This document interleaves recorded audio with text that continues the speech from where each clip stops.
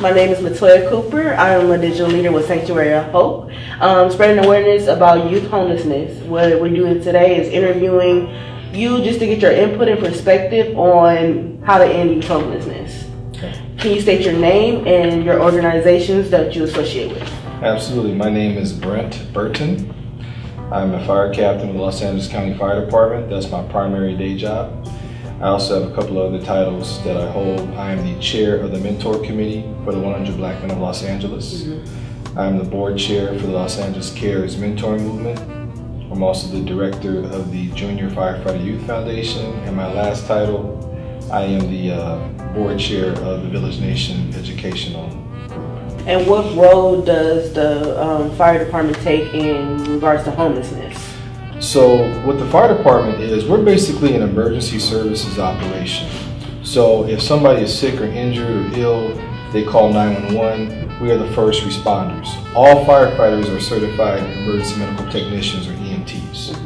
Most of us have been paramedics at one time or another in our careers. The fire department is also the paramedics. So when it comes to homeless youth, usually we see homeless youth in a situation of an emergency incident, emergency response. If they're injured, if they're sick, if they're ill, we respond that way. On the non-emergency side, the fire stations are also what we call safe houses. So every fire station has a yellow triangle sign that says safe house. If somebody feels threatened, if somebody feels in need, they can come to the fire station, knock on the door, ring the doorbell, we'll answer, and they'll say, I need help, I need support, I have nowhere to go.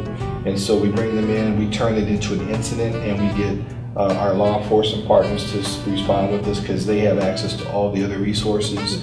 And then we stay on scene with that young person until law enforcement arrives and we figure out how to assist that young person with what they need. What actions would you or your team take if they were to encounter a homeless youth? Would it be an emergency situation where, like you said, you would take to the station and do all the proper precautions, or what happens? So if they call us for an emergency incident, most likely they're going to be transported to the local hospital.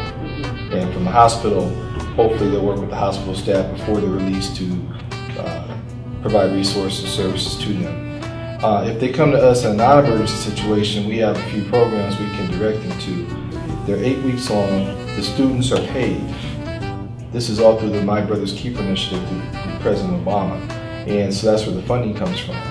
And so we're paying these folks to learn. So you earn while you learn.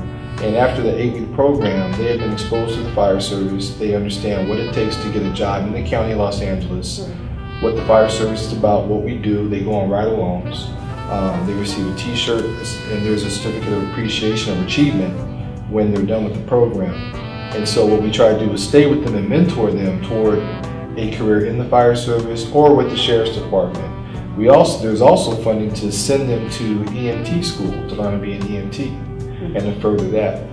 And the next program we're going to do is going to be a partnership with the sheriffs. We're going to collaborate and do a joint sheriff fire public safety prep program, be a little longer, but instead of having just a sheriff program, just a fire, we're going to expose these students to both. And so we're looking at doing that probably March when the funding cycle comes back around. Well, what's interesting about the public safety prep program, you can't come into that program unless you are a homeless youth, an emancipated youth through the foster care system. Right. You have to qualify that way to get in. You can't just come off the street and come from a 2-parent household and be in this program. Like, it's not for you. We're reserving this for these folks right here.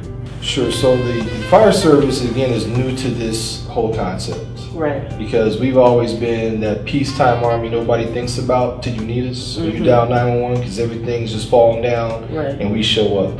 Now the fire department's getting more proactive. So with the youth program that I just mentioned, the prep program, we try to make sure that we provide firefighters as mentors to the young people.